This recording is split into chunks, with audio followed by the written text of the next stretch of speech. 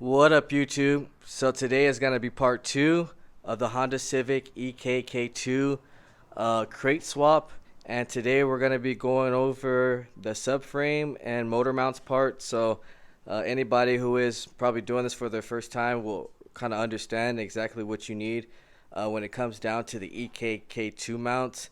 If you bought the ekk1 mounts, none of this stuff is gonna work. It's pretty much only for the second generation, and the reason why is because the first mounts that they came out with for the actual 96 to 2000 subframe, the motor was actually pushed up forward a lot more than the EG, and a lot of people had axle problems. So people would snap axles pretty easy, even if they were just daily driving, or eventually have axle problems. So they came out with the ekk2 to pretty much push the motor back like an EG subframe, which is what the EG subframe is for, and gives it the axle clearance that you actually need, and gives you a lot more clearance in the front as far as radiator.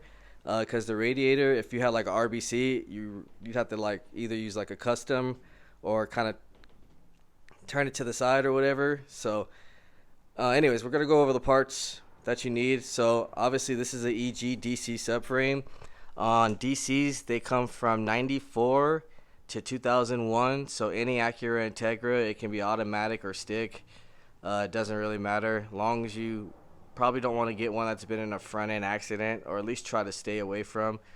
But yeah, so on Integra, 94 to 2001. Civic is 92 to 95. So all this will be going onto a 98, I believe. So first of all, the subframe. Second thing is the rack and pinion. So most Integras come with power steering, like this one right here, and you can block these off actually and just run them how it is, but I think it just looks a lot cleaner with the manual rack. So this manual rack came from 92 to 95 Honda Civic, or you can get it from the Del Sol from 93 to 97 or 98.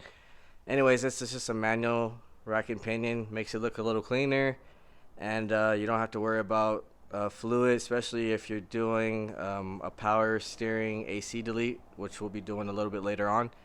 Also, when you are converting, so you're gonna need this, the little neck. The EK one is actually bigger, so it will not fit onto your manual rack, even if it's power steering or manual.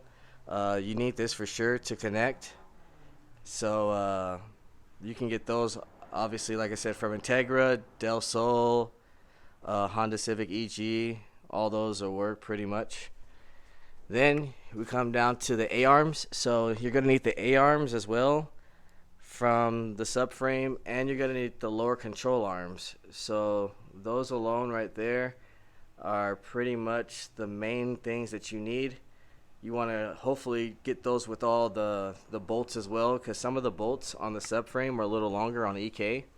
So what you want to do is try to get all your bolts from EG. So I have them all in a bag for him ready, so when to ship it out. But I just wanted to show you guys an example of the parts you need for the actual conversion of the mounts. So these are the mounts right here, and I can kind of start taking them apart.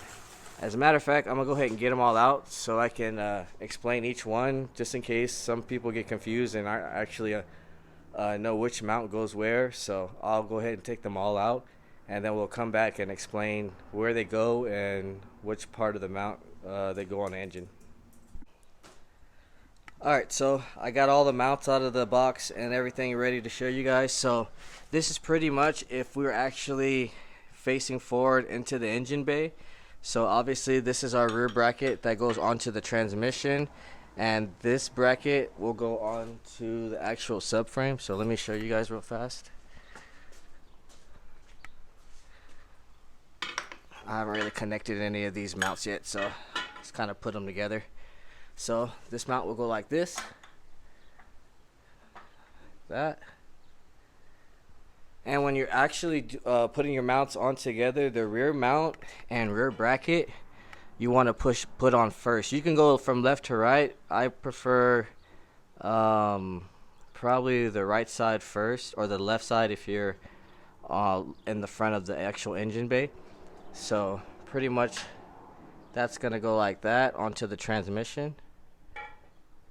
And then on this side, this is the passenger side, so my right side, or left side, I'm sorry.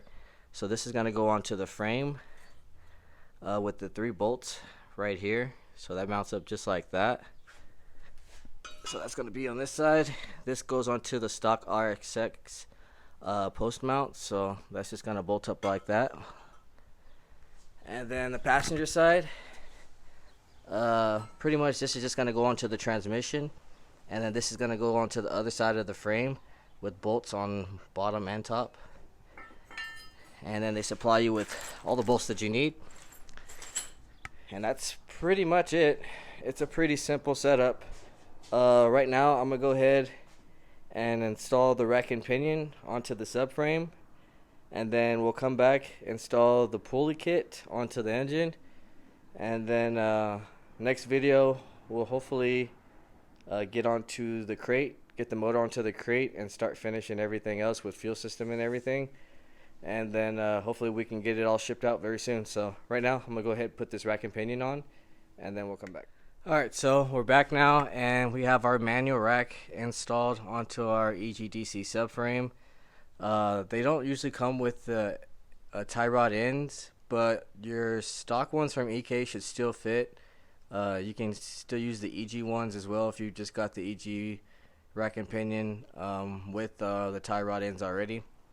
Other than that, that's pretty much ready. I'm gonna go ahead and actually start putting the k20a2 pulley kit on real fast so we can end this video. So it's actually not too hard to install.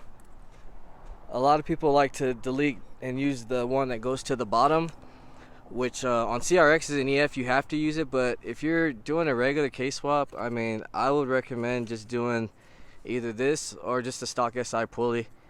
It works pretty much the same, and I think they're a little bit better built, but that's just me.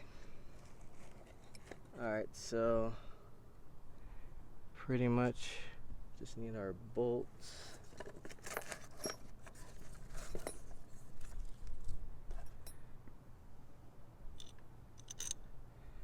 So it's just some Allen bolts. Let me actually put this one on first.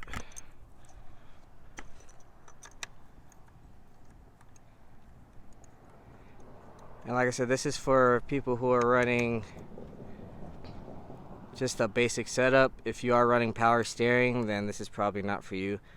If you are running power steering, though, I think they even make a kit for you to put it where the AC would actually go.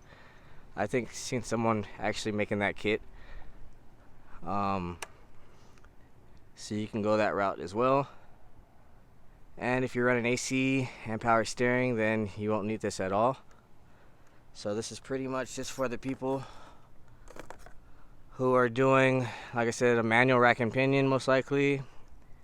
Or if you're gonna rerun your rack, you can just actually loop your rack and pinion. You don't have to run a manual one if you don't want to.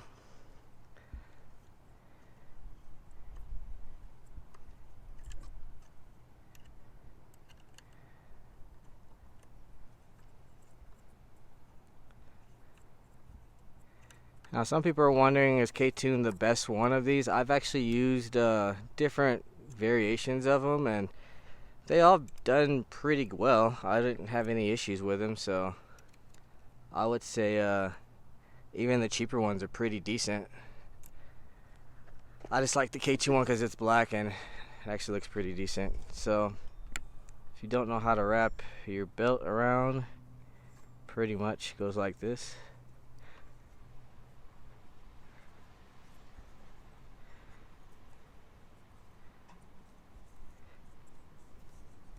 And then you put pressure on it. I keep popping off. I have to go get a 14 real fast anyway, so I'm gonna go and get the 14 and then we'll come back and finish the video. Alright, so we're back. I got my breaker bar on here, so we can go ahead and finish putting this serpentine belt on here. Also, what you want to do is put Loctite on these bolts, at least blue Loctite, because it's a lot of vibration. Other than that, all you have to do is push the bar down. That gives it the tension that we're going to need. And then we should be able to just slide up over. It's a little hard one-handed. And that should be it.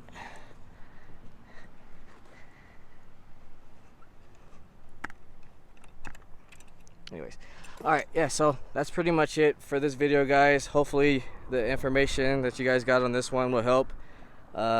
Next video will be hopefully getting this on top of the crate and finish all the other little things we got to go over. Next video, I'll show you guys how to do the wiring of the immobilizer to make sure you guys understand that. Other than that, if you haven't, please like, share, subscribe, comment. Let me know what you guys think. It really helps with the algorithm as well. And I'll see you guys on the next video.